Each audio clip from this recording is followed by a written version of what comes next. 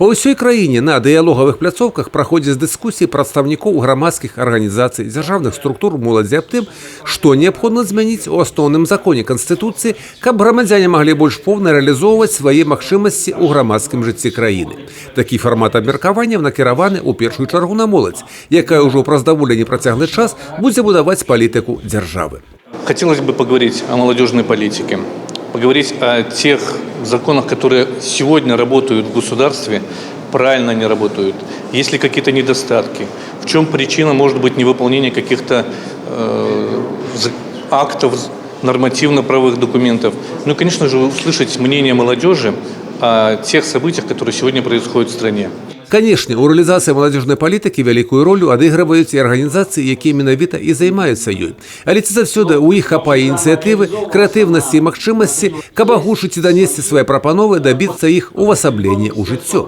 В нынешнее время, то есть в век информационных технологий и так далее, конечно же, молодежь стала более мобильна в социальных сетях и в различных интернет-пространстве, поэтому услышать ее стало легче. И теперь главное все эти инициативы собрать и действительно выкристаллизовать те направления молодежной политики, которые будут в дальнейшем реализованы в нашей стране. Очень интересно, что такие площадки существуют, и мне даже интересно поучаствовать, потому что там каждый может, кто присутствующий, высказаться со своим мнением, высказать своими предложениями. И мне даже интересно услышать молодежь, их точка зрения, потому что будет очень разносторонняя публика. И у кого какие идеи, и может даже самой высказаться, поддержать что-то, может быть, и опровергнуть. Да ўдзелу ў дыялогу запрасілі прадстаўнікоў грамадскіх арганізацый, якія хацелі бы рэалізоўваць розныя грамадскія праекты, далучыцца да існуючай практыкі дзяржаўна-прыватнага партнёрства. Але пакуль гэта ў іх адбываецца не ў поўнай меры. Надеемся, что такие площадки и молодежные инициативы будут в дальнейшем выслушаны и будет какой-то результат от этих встреч.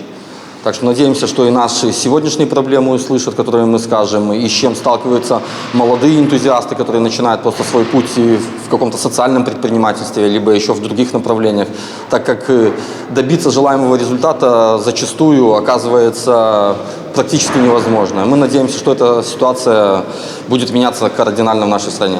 Дыялог экспертаў у розных галінах навукі, прадстаўнікоў дзяржаўнай улады, маладых спецыялістаў доўжыўся 2 гадзіны. Падчас дыскусіі гаварылі аб неабходнасці больш цеснага ўзаемадзеяння, супрацоўніцтва розных маладзёжных арганізацый і выкарыстання патэнцыялу маладзёжнага парламента. Абмеркавалі закон аб грамадскіх арганізацыях і патрыятычнае выхаванне моладзі. Хочу сказать, что, наверное, это была самая жаркая, самая активная панельная дискуссия, что, собственно, неудивительно, потому что проблемы молодежи, которые сегодня обсуждались здесь, в техническом университете, они касаются всех. Старшее поколение беспокоит тот факт, какой вырастет наша молодежь. Молодежь, которая себя сегодня реализует, высказывала мнение о том, чего им недостаточно для того, чтобы реализовать себя максимально активно.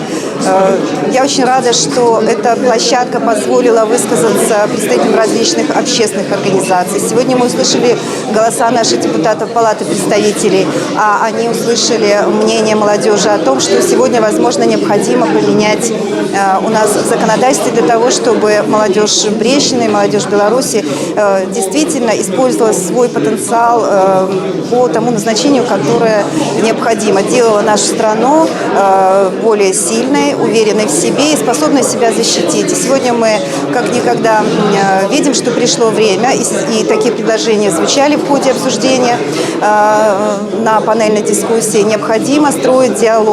Падобных мерапрыемстваў у обласці плануецца правесці каля 2 десяткаў у розных рэгіёнах. Потым адбудзецца пленарны сход, дзе ўсе лепшыя і жыццяздольныя ідэі будуць суміраваны і прапанаваны для разгляду ў парламенце краіны. Юрый Печур, Александр Сівіцкі, тэлерадыёкампанія «Брэст».